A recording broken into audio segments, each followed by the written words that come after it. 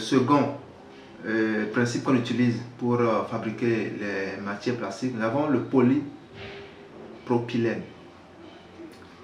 Le polypropylène, lui, ça permet au plastique d'être résistant, d'être indéchirable et d'être recyclable. À ce niveau, qu'est-ce qui se passe? Lorsque lui, il va retrouver par exemple le bisphénol A dans un plastique et que les deux migrent dans le repas, la dame qui va consommer ce repas a des risques de développer le cancer du sein. La bonne dame a des risques de développer ce qu'on appelle le cancer du sein. Donc ça favorise le cancer du sein malheureusement. Nous avons encore une autre matière ou bien un autre produit qu'on appelle les phtalates.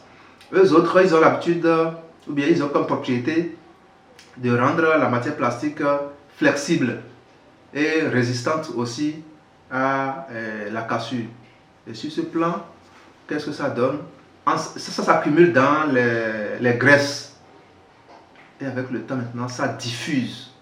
Ça va diffuser dans le système gastro-intestinal. Donc depuis l'estomac jusqu'au niveau intestinal, ça va diffuser.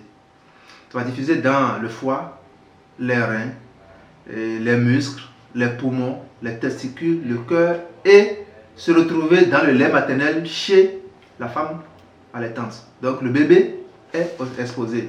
Lui, il va prendre le lait maternel et ramasser les toxines que sa maman a dans le sang. Il a aussi un effet reprotoxique de catégorie 2. Il y a plusieurs catégories. Il y a l'effet reprotoxique de catégorie 2. Et aussi un effet tératogène. C'est-à-dire quoi? Il provoque notamment une baisse de fertilité. Baisse de fertilité et maintenant des risques de malformation du fœtus. Les enfants qui vont naître avec, s'ils doivent, avec les fentes labiales, avec des pieds qui ne sont pas en forme ou bien des bras très rétrécis au niveau abdominal interne, des organes qui ne seront pas présents, d'autres qui vont migrer.